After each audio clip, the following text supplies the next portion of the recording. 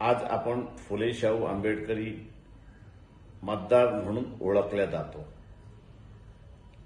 15 जानेवारीला महानगरपालिकेच्या निवडणुका आहेत। वंचित बहुजन आघाडीचे अनेक उमेदवार आहेत।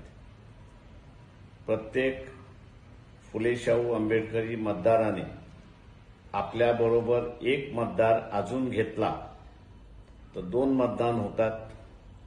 जर आपण एका प्रभागामध्ये वार्डामध्ये 12,000 असू तर ते 24,000 होतात।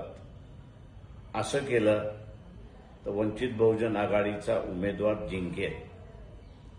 आपण ते कराल आणि वंचित बहुजन आघाडीच्या उमेदवाराला जिंकवाल ही आशा बाळगतो।